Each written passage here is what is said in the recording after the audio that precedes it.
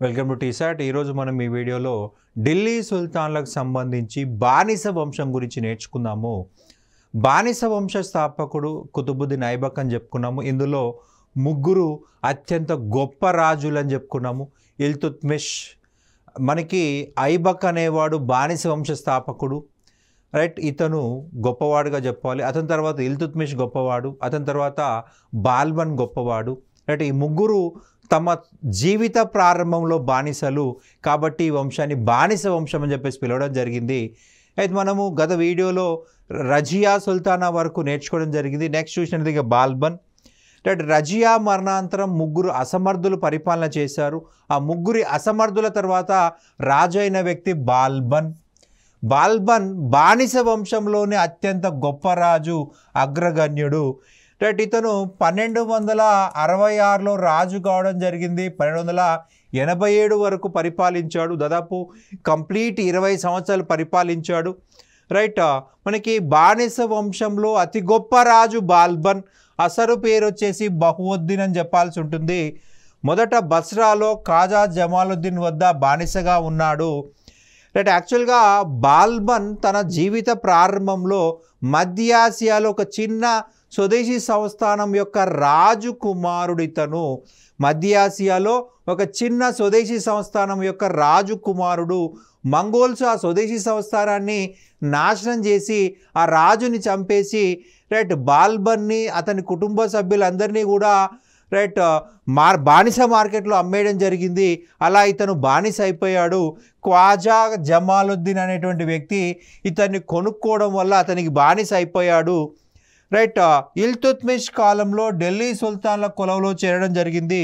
ఇల్తుత్మిష్ కాలంలో చూసినట్లయితే మొదట నీళ్లు మోసే బానిసగా జీవితం ప్రారంభించాడు, రైట్. మనకి ఇతని యొక్క టాలెంట్ చూసి ఇల్తుత్మిష్ రజియాకి వేట యొక్క సహాయకారకుడిగా, రజియాను వేటలో కాపాడడం కోసము అధికారిగా నియమించాడు ఇల్తుత్మిష్, రైట్. మసూద్ కాలంలో కూడా వివిధ స్థాయిలో పదవులు నిర్వహించడం జరిగింది.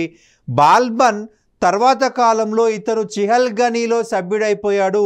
ఈ చిహల్గనీ వాళ్ళు, రైట్, రాజుని తమ గుప్పిట్లో పెట్టుకోవడం జరిగింది, రైట్. బాల్బన్ తన కుమార్తెను నాసుద్దీన్ మహమ్మద్కి ఇచ్చి వివాహం జరిపించాడు. మనకి రజియా తర్వాత ముగ్గురు అసమర్థులు పరిపాలించారని చెప్పుకున్నాం. మసూద్ షా, బహ్రామ్ షా, నాసుద్దీన్ మహమ్మద్ అని చెప్పుకున్నాము. ఈ నాసుద్దీన్ మహమ్మద్ బాల్బన్ యొక్క కుమార్తెని పెళ్లి చేసుకున్నాడు, రైట్. పెళ్లి చేసుకొని ఇతన్ని నాయిబ్ అనే పదవిని ఇవ్వడం జరిగింది. నాయిబ్ అంటే డిప్యూటీ సుల్తాన్ అన్నమాట. రాజు తర్వాత పొజిషన్ ఇవ్వడం జరిగింది, రైట్. ఇతను వజీర్గా పనిచేశాడు. వజీర్ అంటే ప్రధానమంత్రి.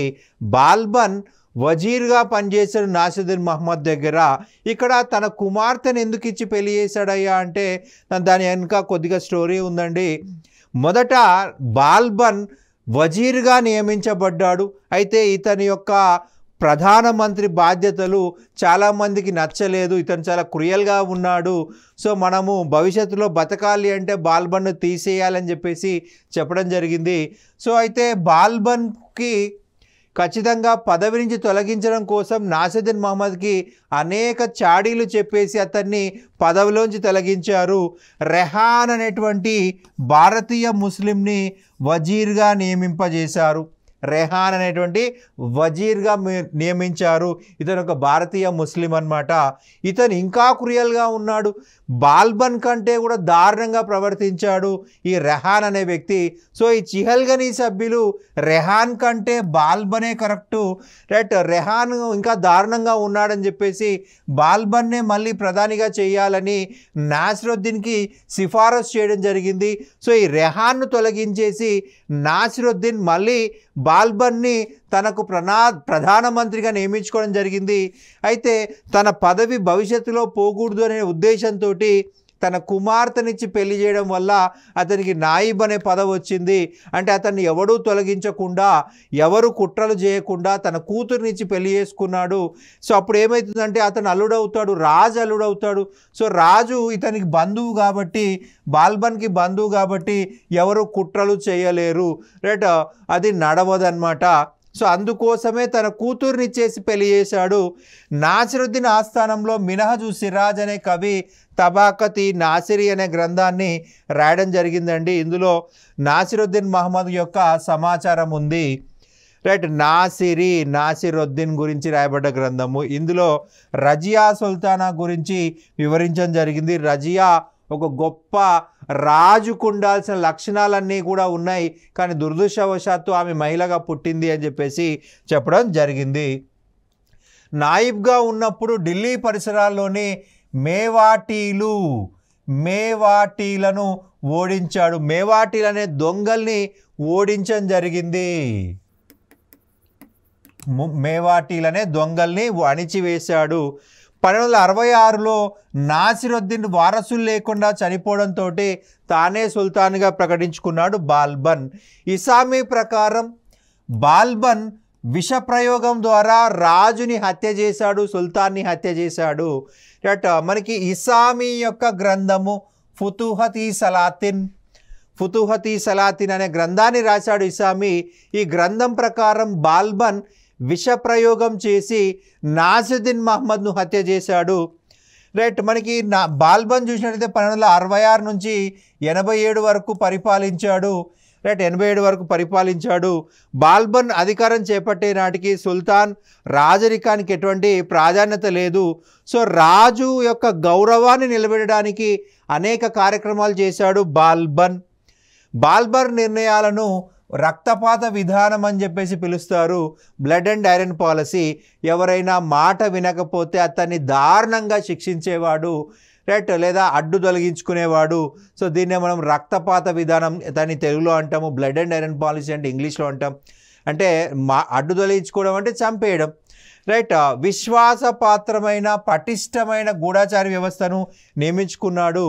బరీద్ అంటే గూఢచారి, గూఢచారి వ్యవస్థను, పటిష్టమైన గూఢచారి వ్యవస్థను ఏర్పాటు చేశాడు.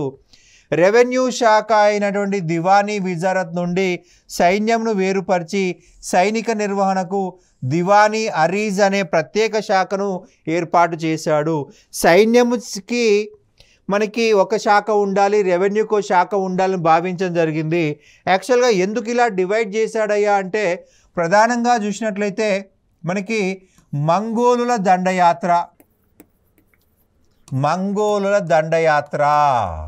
ఈ మంగోలులు నిరంతరం దాడి చేయడం వల్ల ఢిల్లీలో ప్రశాంత పరిస్థితులు లేని పరిస్థితి. అయితే మనకి రెవెన్యూ శాఖ మంత్రి అధీనంలోనే సైన్యం కూడా ఉంది. మరి రెవెన్యూ శాఖ మంత్రి సైన్యాన్ని చూడాలంటే రెవెన్యూ పనులు ఆగిపోతాయి, రెవెన్యూ పైన ఫోకస్ చేసే సైన్యము నాశనం అయిపోతుంది.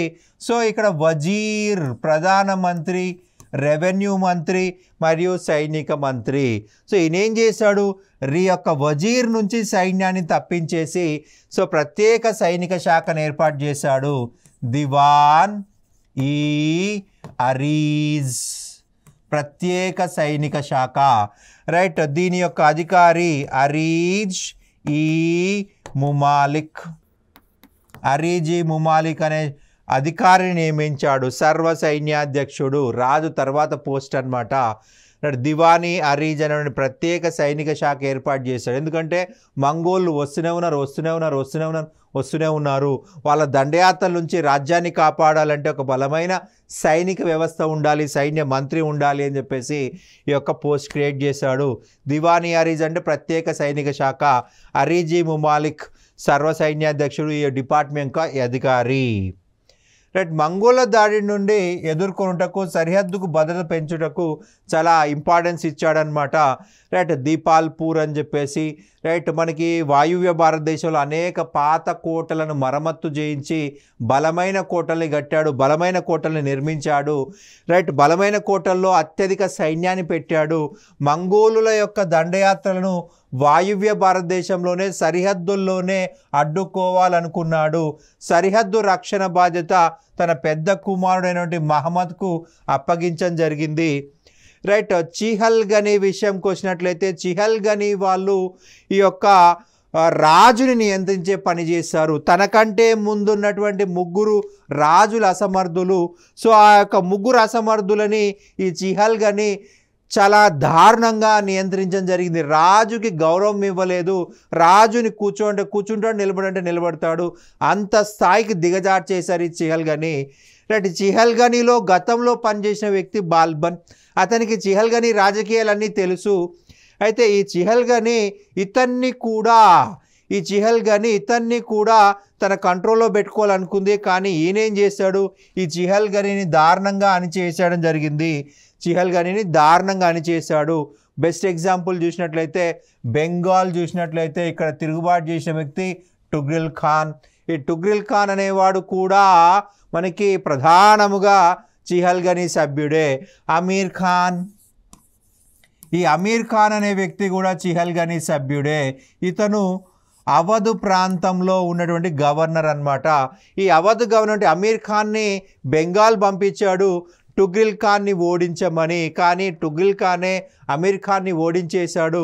సో ఇక్కడ ఇద్దరు కూడా చిహల్గనీ సభ్యులే, వాళ్ళకే పెట్టేశాడు. ఇక్కడ అమీర్ ఖాన్ ఓడిపోయి రావడంతో ఇతను నువ్వు ఓడిపోతావా అని చెప్పేసి అమీర్ ఖాన్ని చంపివేయడం జరిగింది. అమీర్ ఖాన్ని చంపేశాడు. సో ఈ యొక్క అమీర్ ఖాన్ని చంపడంతో మిగిలిన చిహల్గనీ వాళ్ళు భయం పట్టుకుంది. అటు ఓడిపోయినా కూడా ఇక్కడ అతడు ఓడిపోయినందుకు చంపలేదండి, చిహల్గనీని నాశనం చేయడం కోసము చంపివేశాడు. భవిష్యత్తులో ఇంకెవరూ కూడా బాల్బన్ని నియంత్రించకూడదు అంటే అతను పర్ఫెక్ట్గా ఉండాలి. రైట్ స్వయంగా బెంగాల్కి వెళ్ళిపోయాడు, స్వయంగా బాల్బనే బెంగాల్కి వెళ్ళిపోయాడు. టుగ్రిల్ ఖాన్ని ఓడించి చిత్రహింసలు పెట్టాడు. రైట్ అతను చనిపోయేంత వరకు చిత్రవధ చేయడం జరిగింది. అంత దారుణంగా క్రూరంగా ప్రవర్తించాడు. బెంగాల్ ప్రాంతంలో తన కుమారుడు అనేటువంటి బుగ్రా ఖాన్ను రైట్ గవర్నర్గా పెట్టడం జరిగింది. ఈ టుగ్రిల్ ఖాన్ చనిపోయిన తర్వాత తన రెండవ కుమారుడు బుగ్రా ఖాన్ని గవర్నర్గా పెట్టాడు.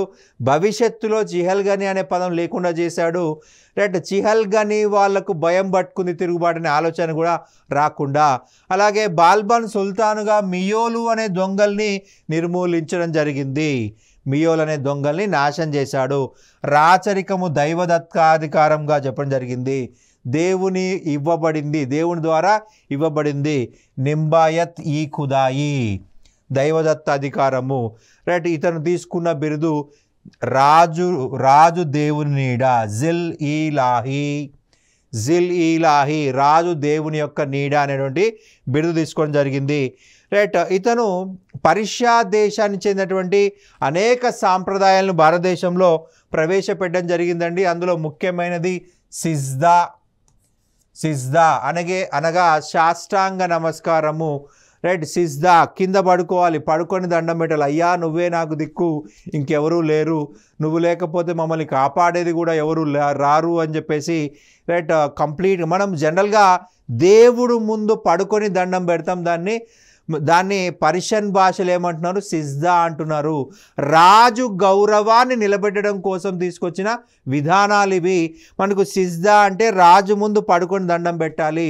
రైట్ ఎందుకు అలాగా అంటే జనరల్గా చూసినట్లయితే ఎవరైనా కానీ సారీ చెప్పమంటే చెప్పరు.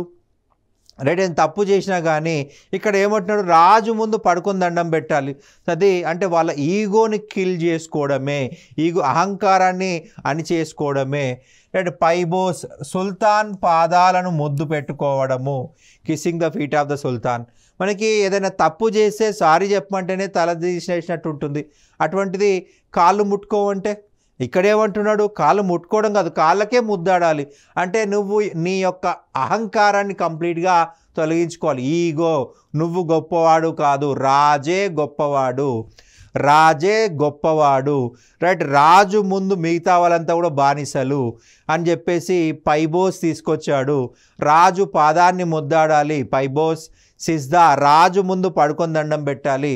జనరల్గా మనము దేవుడి ముందు పడుకొని దండం పెడతాం, సాష్టాంగ నమస్కారం అంటాం, దాన్ని సాష్టాంగ దండ ప్రమాణము లేదా సాష్టాంగ నమస్కారము. చిహల్గనీని అణిచివేయడం కోసమే ఈ విధానాన్ని తీసుకొచ్చాడు, చిహల్గనీని నాశనం చేయడం కోసమే ఈ విధానాన్ని తీసుకొచ్చాడు బాల్బన్, రైట్. మనకి ప్రధానంగా చూసినట్లయితే ఎవరైనా కానీ తిరుగుబాటు చేశారనుకోండి, వాళ్ళతో ఇది చేపిస్తాడు.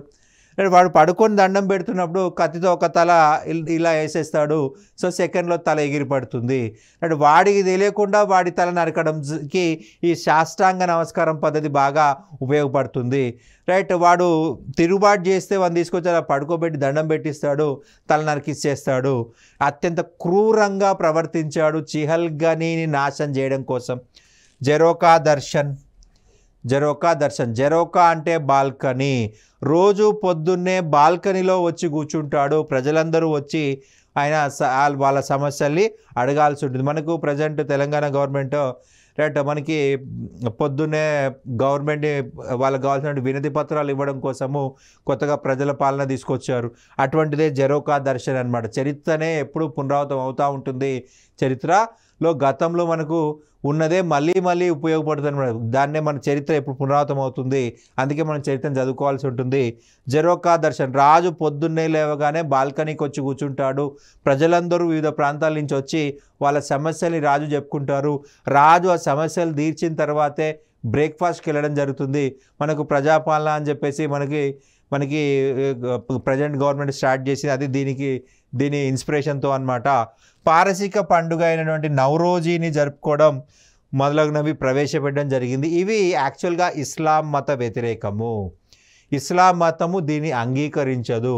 కానీ పర్షియన్ సాంప్రదాయాలు ఇవి, ఈ పర్షియన్ సాంప్రదాయాలు తీసుకొచ్చాడు.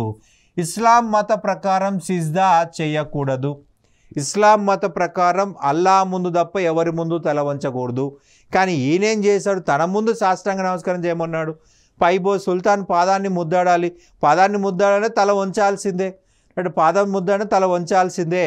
అంటే ఇవన్నీ కూడా ఇస్లాం వ్యతిరేక విధానాలు, అంటే పర్షియన్ సాంప్రదాయాలు. ఈ పర్షియన్ సాంప్రదాయాలని ప్రవేశపెట్టడం జరిగింది. నవరోజు పర్షియన్ నూతన సంవత్సరం పండుగ, పర్షియన్ నూతన సంవత్సరం పండుగ ఈ యొక్క నవరోజు, ఈ పండుగలు తీసుకొచ్చాడు. మరి ఈ పండుగ ఎందుకయ్యా అంటే, మనకి ఫర్ ఎగ్జాంపుల్ బెంగాల్లో ఒక నవాబు ఉన్నాడు, సింధులో ఒక నవాబు ఉన్నాడు. వాళ్ళిద్దరూ కూడా రోజు వచ్చేసి ఈ పైబోజు సిజ్దా చేయరు కదా, రైట్. సంవత్సరానికి ఒక్కసారైనా చేయించుకోవాలి, ఎందుకంటే ఈయన ఉన్నది ఢిల్లీలో, రైట్. వీళ్ళు ఖచ్చితంగా పైబోజు సిజ్దా చేయాల్సిందే. మరి రోజు వచ్చిపోవడానికి టైం అయిపోద్ది, వాళ్ళు రారు.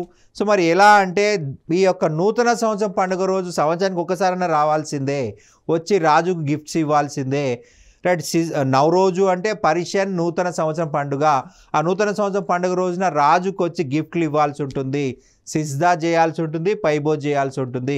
ఈరోజు ఖచ్చితంగా అత్యంత ముఖ్యమైన సర్దార్లు, నవాబులు, రాష్ట్ర గవర్నర్లు వచ్చి రాజుకు బహుమతులు ఇచ్చేసి సిజ్దా పైబోజ్ చేయాల్సిందే, లేకపోతే మెడకాయ మీద తలకాయ ఉండదు, రైట్. చాలా దారుణంగా వ్యవహరించాడు, చంపేయడం జరిగింది, రైట్. సుల్తాన్ బహిరంగ ప్రదేశాల్లో నవ్వటం కానీ ప్రజలతో నేరుగా మాట్లాడడం కానీ మానివేశాడు, రైట్. మద్యపానం నిషేధించాడు, రైట్. రాజు అయిన తర్వాత ఎవరి ముందు నవ్వలేదు, ఎవరి ముందు ఏడవలేదు. నవ్వితే వాళ్ళు ఎలా ప్రవర్తిస్తారో, ఏడిస్తే జాలి చూపిస్తారు. నాకు ఎవరి జాలి అవసరం లేదంటాడు, ఎవరి దయ నాకు అవసరం లేదంటాడు. మద్యపానము నిషేధించాడు. రాజైన తర్వాత ఒక్కసారి కూడా తాగలేదు ఆయన. ఎందుకు తాగలేదయ్యా అంటే, తాగితే ఎలా ప్రవర్తిస్తాడో ఎవరికీ తెలియదు. వాడు తాగి ఏడుస్తాడు, తాగి నవ్వుతూ ఉంటాడు. అయితే ఈయనేమంటే, తాగి ఏడ్చాడు అనుకోండి, ఎదుటివాడు ఇతన్ని అవమానకరంగా చూస్తే, లేదా తాగి నవ్వాడు అనుకోండి, ఎదుటివాడు ఇతన్ని చులకనగా చూస్తే, సో ఎవరు కూడా ఇతని పట్ల జాలి చూపించకూడదు, ఎవరు కూడా ఇతని పట్ల దయ చూపించకూడదు, ఎవరు కూడా ఇతని పట్ల చులకనగా చూడకూడదు. భయం మాత్రమే కనిపించాలి వాళ్ళ కళ్ళల్లో. ఈయన వచ్చాడంటే ఎదుటి వాళ్ళ కళ్ళలో భయం మాత్రమే ఉండాలి. అందుకే తాగడం ఆపేశాడు. రైట్. ఎప్పుడు కూడా 50 మంది బాడీ గార్డ్స్తో వెళ్ళేవాడు. ఎక్కడికి పోయినా 50 మంది బాడీ గార్డ్స్తో. ఈవెన్ రాత్రిపూట కూడా సుల్తాన్ మంచి దుస్తులు వేసుకొని పడుకుంటాడు. రాత్రిపూట కూడా ఐరన్ దుస్తులు వేసుకొని పడుకుంటాడు. అయితే మనకి రాత్రిపూట ఎందుకయ్యా అంటే సడన్గా ఎవరైనా రాయబారి వచ్చి లేదా సడన్గా ఒక గూఢచారి వచ్చేసి రాజుని కలవాలి అనుకుంటున్నాడు అనుకుందాం. రైట్. ఆ రాజుని కలవాలనుకున్నప్పుడు ఆ గూఢచారి వచ్చి కలిశాడే అనుకుందాం. అప్పుడు రాజు డ్రెస్సు బాగాలేదు, సింపుల్ డ్రెస్లో ఉన్నాడు. వాడు చూసి పొరపాటున నవ్వాడు అనుకోండి, రైట్, రాజు కోపం వస్తుంది. రైట్. రాజుకి అవమానం. అలా ఉండకుండా ఆయన ఏం చేశాడంటే రాత్రిపూట కూడా పొద్దున ఆస్థానానికి పోయేటప్పుడు ఎంతటి చక్కటి డ్రెస్ వేసుకుంటాడో అంతే చక్కటి డ్రెస్ వేసుకొని రైట్ పడుకుంటాడు. అర్ధరాత్రి ఎవరైనా వచ్చి సడన్గా కలవాలంటారేమో అని చెప్పేసి. రైట్. ఇతని ఆస్థానంలోని కవులు చూసినట్లయితే అమీర్ ఖుస్రు, అమీర్ హసన్ వీళ్ళిద్దరూ ముఖ్యమైన కవులుగా భావించాల్సి ఉంటుంది. ఉర్దూలో ఆది కవిగా పేరుగాంచిన అమీర్ ఖుస్రు బాల్బన్ కాలం నుంచి గియాజుద్దీన్ తుగ్లక్ కాలం వరకు 7 మంది సుల్తానుల ఆస్థానంలో ఉన్నాడు. ఉర్దూకి ఆది కవి అమీర్ ఖుస్రు, బాల్బన్ కాలం నుంచి గియాజుద్దీన్ తుగ్లక్ కాలం వరకు 7 సుల్తాన్ల ఆస్థానంలో ఢిల్లీలో ఉన్నాడు అమీర్ ఖుస్రు. అమీర్ ఖుస్రు అనేక గ్రంథాలు రచించాడండి. కొత్త రాగాలు, కొత్త సంగీత పరికరాలు కనుగొన్నాడు. సో ఇతనికి తోతా ఏ హింద్ అనేటువంటి బిరుదు ఇవ్వబడింది. తోతా ఏ హింద్ అనే బిరుదు అలావుద్దీన్ ఖిల్జీ ఇవ్వబడింది. ఓకే. ఇతను కనిపెట్టిన వాయిద్యాలు వచ్చేసి సితారా, తబలా. సితారా చూసినట్లయితే ఇది హిందూ వీణ మరియు పర్షియన్ తంబూరా ఈ రెండింటినీ కలగలిపి హిందూ వీణ, పర్షియన్ తంబూరా ఈ రెండింటినీ కలిపి సితారా అనేటువంటి కొత్త సంగీత పరికరాన్ని కనుగొనడం జరిగింది. తబలా అనే మరొక సంగీత పరికరం కనుగొనడం జరిగింది. ఇక రాగాల విషయంకి వచ్చినట్లయితే కవ్వాలి, గోరా, సనం.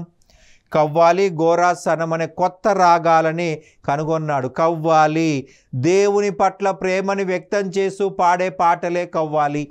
దేవుని పట్ల ప్రేమని వ్యక్తం చేస్తూ పాడే పాటలే కవ్వాలి. మనకు సూఫీ సన్యాసుల దర్గాల దగ్గర ఈ యొక్క పాటల్ని పాడడం జరుగుతుంది. సూఫీ సన్యాస దర్గా దగ్గర ఈ పాటలు పాడడం జరుగుతుంది. రైట్. అమీర్ ఖుస్రు ఈ యొక్క ఒక రాగాన్ని బేస్ చేసుకొని కొన్ని కోట్ల పాటలు పాడొచ్చు. అందుకే కొన్ని సినిమా ఇండస్ట్రీలో కొంతమంది పాటలు అన్నీ ఒక రాగానే కనిపిస్తాయి. ఎందుకంటే ఆ రాగాన్ని బేస్ చేసుకొని ఒక ట్యూన్స్ సేమ్ ఉన్నట్టుగా ఉంటాయి. ఎందుకంటే ఒక రాగాన్ని కొన్ని లక్షల పాటలు పాడొచ్చు. బాల్బన్ యొక్క కుమారుడు 1286లో మంగోలుల దండయాత్రలో మరణించడం జరిగింది. మంగోళ్ళ దండయాత్రలో బాల్బన్ యొక్క పెద్ద కుమారుడు మహమ్మద్ చనిపోయాడు. మహమ్మద్ అత్యంత ఇష్టమైన వాడు. రైట్. మహమ్మద్ అంటే బాల్బన్కి ప్రాణము. అత్యంత గొప్ప లక్షణాలు ఉన్నటువంటి వ్యక్తి అయిన బాల్బన్కి తర్వాత బాల్బన్ అంత గొప్పవాడు అవుతాడనే నమ్మకం ఉంది. కానీ దురదృష్టవశాత్తు 1286లో మంగోల్స్ దాడి చేయడం జరిగింది.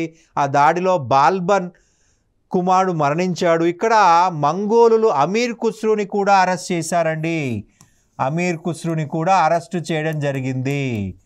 అయితే ఈ బాల్బన్ ఈ మంగోల్స్ని ఓడించి అమీర్ ఖుస్రుని విడిపించగలిగాడు. కానీ ఆలోపే తన కుమారుడు మరణించడం జరిగింది. రైట్. సో తన కుమారుడికి ఇచ్చిన బిరుదు వచ్చేసి ఖాన్ ఏ షహీద్. షహీద్ అంటే మృతవీరుడు. ఖానే షహీద్ అనే బిరుదు ఇచ్చాడు బాల్బన్. మహమ్మద్కి ఇచ్చినటువంటి బిరుదు అనమాట. రైట్. మనకి దిర్హం అనేటువంటి బంగారు నాణాన్ని ప్రవేశపెట్టాడు బాల్బన్. దిర్హం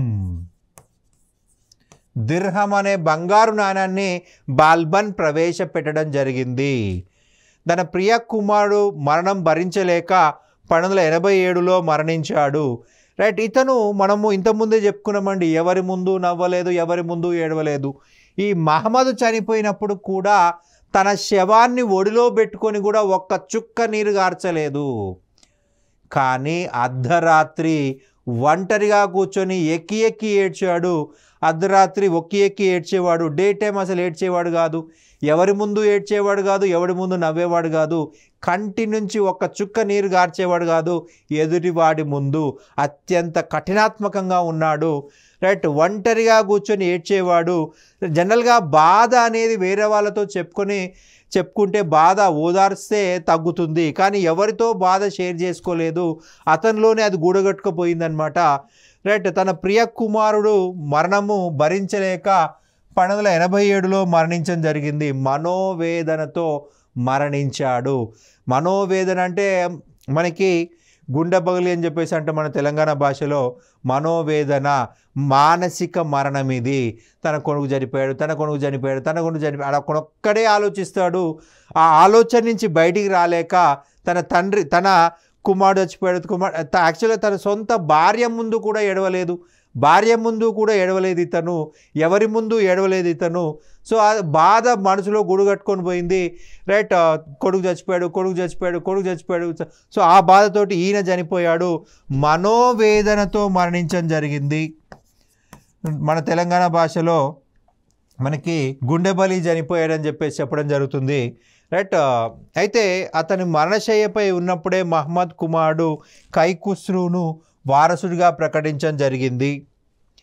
ఢిల్లీ కొత్వాల్ ఫక్రుద్దీన్, కొత్వాల్ అంటే ఢిల్లీ పోలీస్ కమిషనర్, మనకి కొత్వాల్ అంటే ఢిల్లీ పోలీస్ కమిషనర్. ఫక్రుద్దీన్ బాల్బన్ యొక్క రెండవ కుమారుడు బుగ్రా ఖాన్ కుమారుడు. బాల్బన్ యొక్క రెండవ కుమారుడు ఎవరయ్యా అంటే బుగ్రా ఖాన్. ఈయన ఎవరయ్యా అంటే బెంగాల్లో రాజప్రతినిధిగా ఉన్న వ్యక్తి. ఇతన్ని ఢిల్లీకి రమ్మన్నాడు, కానీ బుగ్రా ఖాన్ నాకు బెంగాల్ సరిపోతుంది, నేను బెంగాల్లోనే ఉంటాను అని ఆయన బెంగాల్ వదిలి రాలేదు. బుగ్రా ఖాన్ తన కుమారుడైనటువంటి కైకుబాద్ని పంపించాడు. రైట్, ఈ ఢిల్లీ కొత్వాల్ వచ్చేసి ఫక్రుద్దీన్, ఇతను బాల్బన్ యొక్క రెండవ కుమారుడు బుగ్రా ఖాన్ని పిలిస్తే ఆయన రాలేదు.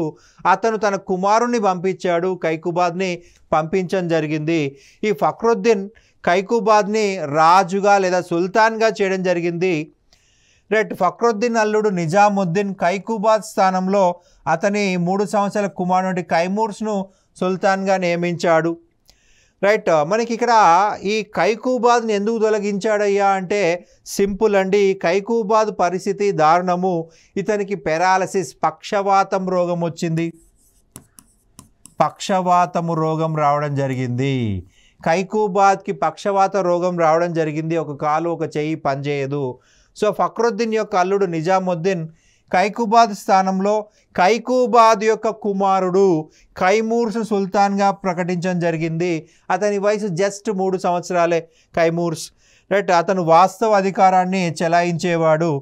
ఇటువంటి పరిస్థితుల్లో జలాలుద్దీన్ ఖిల్జీ 1290లో ఢిల్లీ సుల్తానేట్ను ఆక్రమించుకోవడం జరిగింది. ఈ జలాలుద్దీన్ ఖిల్జీ కైకుబాదును ఈ కైమూర్స్ని ఇద్దరినీ కూడా చంపేశాడు. ఇద్దరినీ చంపేసి రైట్ బానిస వంశాన్ని నాశనం చేసి ఈ యొక్క ఖిల్జీ వంశానికి పునాది వేయడం జరిగింది. రైట్, మనకి ఈ టాపిక్ చూసినట్లయితే మనకి ఈ టాపిక్లో ఖచ్చితంగా బానిస వంశం యొక్క స్థాపకుడు అని అడుగుతారు, బానిస వంశం యొక్క నిజమైన స్థాపకుడు అని అడుగుతారు. అట్లాగే చిహల్గని వ్యవస్థ ఎవరు స్టార్ట్ చేశారు, అలాగే నూతన కాయిన్స్ ఎవరు ప్రవేశపెట్టారు, అండ్ నెక్స్ట్ చూసినట్లయితే రజియా యొక్క గొప్పతనం మీద, అలాగే రజియా సంబంధించి తబాకతి నాసరి అనే గ్రంథం రాసింది ఎవరు, అలాగే బాల్బన్ కాలంలో ఉన్న కవుల గురించి ఎగ్జామ్లో అడిగే అవకాశం ఉంటుంది. రైట్, ఇవన్నిటి మీద మనం ఫోకస్ చేయాల్సి ఉంటుంది. Thank you.